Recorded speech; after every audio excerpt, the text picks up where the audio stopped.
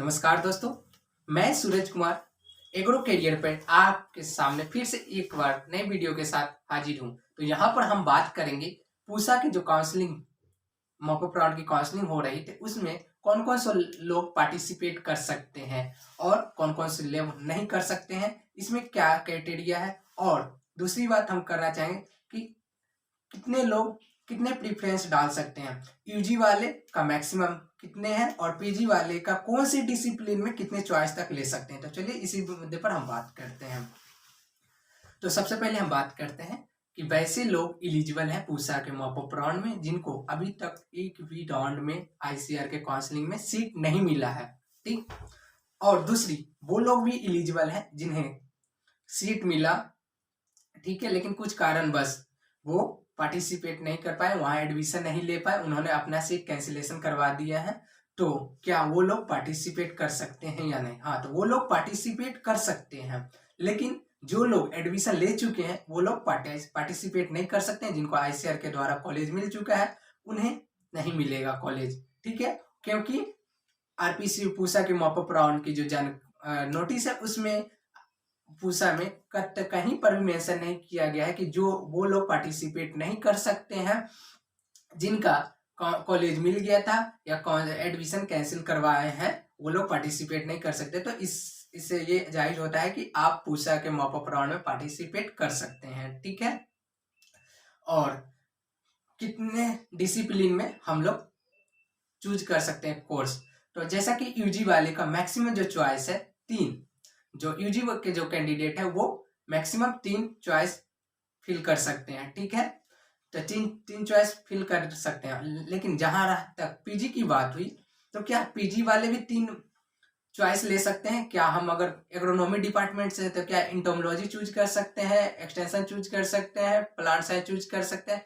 तो नहीं, हम आपको मना कर रहे हैं। आप अगर ऐसा करते हैं कि जैसे आप इंटोमोलॉजी से हैं और पैथोलॉजी में चॉइस करते हैं तो आपका फॉर्म कैंसिल हो जाएगा, यहाँ पर ध्यान रखिएगा। वही आप जैसे अगर आपका डिपार्टमेंट डिसिप्लिन के अंदर पैथोलॉजी के अंदर पैथोलॉजी कम्स अंदर प्लांट साइंस, अगर आप प्लांट साइंस से हैं तो आप 3 चॉइस कौन कौन से ले सकते हैं? आप एक जेनेटिक्स एंड ब्रीडिंग चॉइस कर सकते हैं, दूसरा पैथोलॉजी चॉइस कर सकते हैं, तीसरा सीड टेक्नोलॉजी। लेकिन अगर हम बात करें इंटोमोलॉजी डिसिप्लिन में तो इंटोमोलॉजी डिसिप्लिन में 2 ही आप चूज कर सकते हैं, एक हो गया आपका इंटोमोलॉजी और सेकेंड हो गया नेमेटोलॉजी।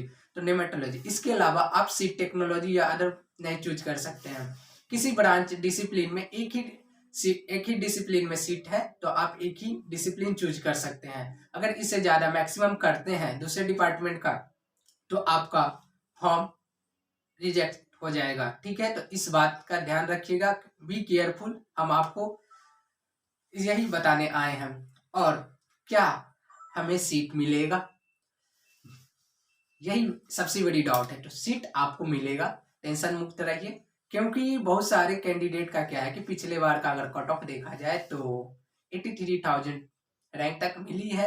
लेकिन पिछले बार हम सभी लोग जानते हैं कि पिछले बार धांधली हुई थी, तो इस बार मिलेगा या नहीं मिलेगा उसका कोई गारंटी नहीं। हाँ, लेकिन एक चीज और कहना चाहते हैं कि अगर आप मॉक अप राउंड के लिए काउंसलिंग में जाते हैं तो आपको सबसे पहले चॉइस वही रखिएगा जिसमें आपको मिलने का उम्मीद है। तो सबसे पहला नंबर चॉइस आप वही सब्जेक्ट रखिएगा और पहला चॉइस ही आपका वैलिड किया जाएगा। रेस्ट ऑफ द जो दूसरे तीसरे नंबर पे है तो उन लोग शायद नहीं नहीं आपको मानेंगे।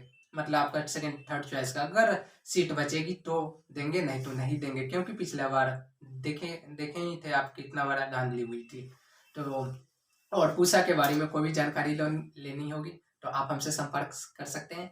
मैं एक्स स्टूडेंट रह चुका हूँ, वहाँ से बीएससी पास आउट स्टूडेंट हूँ और वर्तमान में हम एमएससी के छात्र हूँ, ठीक है।